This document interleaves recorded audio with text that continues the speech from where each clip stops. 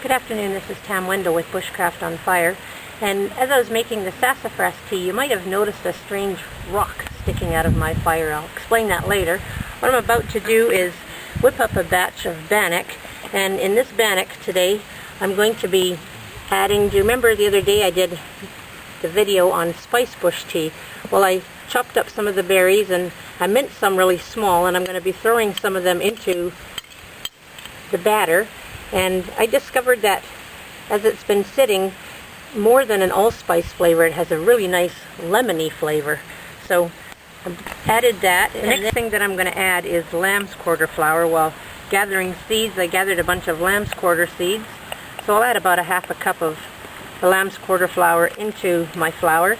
Now all I've done is put in 2 cups of white flour, 2 teaspoons of baking soda, and 2 tablespoons of shortening, and a little bit of salt. So just going to mix up this flour here. And as with making other Bannock, you just add your water until it comes to the consistency that you like to work with. I just made a little well in the middle, and I'll just keep adding the flour into it. Alright, I'm just kneading the dough, using up all the flour I have in my bowl. And when I'm done kneading, I'll begin to shape my pieces of bread.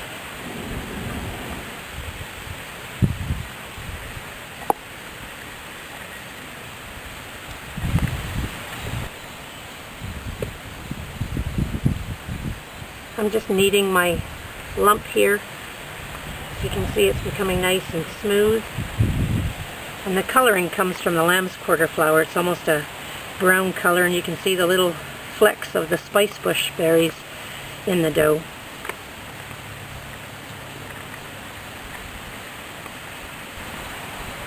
Alright, what I'm doing now is just breaking off portions and making balls with it, and then I'll flatten these out so we can bring them over to the fire to cook them.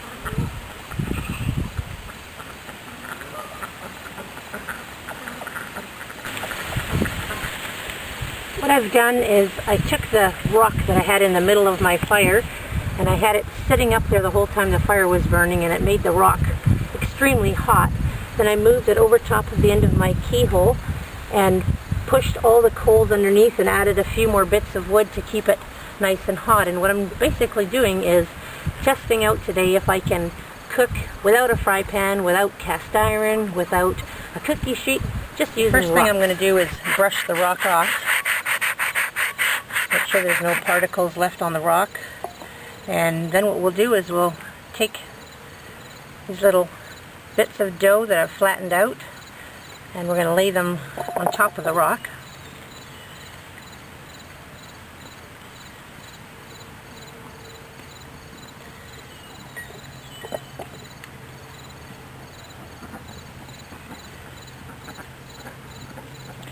And I'm going to keep adding little bits of kindling underneath the rock to keep this rock hot.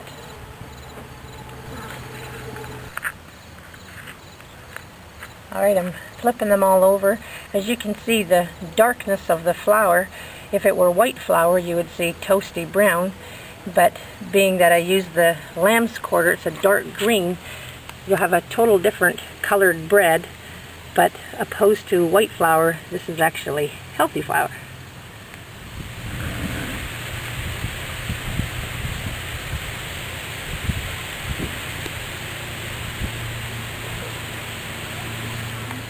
Alright, we're back. The bread appears to be done. When you pick it up, they're really light. And you can see the difference. This is the raw dough. It's darker.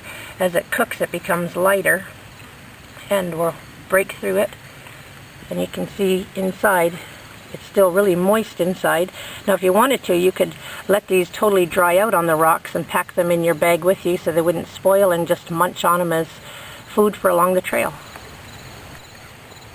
Well, I just had a bite. You can taste the lemon from the spice bush, as well as a nutty flavor from the lamb's quarter seeds. If I did it again, I'll probably add a little less lamb's quarter flours to make it a moister bread. But all in all, it's a really, really nice bread. The flavor is excellent. This is Tam Wendell, thanking you for joining us for this episode of Stone-Cooked Bread. Nothing like stone-cooked bread and sassafras tea on a nice fall afternoon. Thanks for joining us, and we'll see you soon on another video.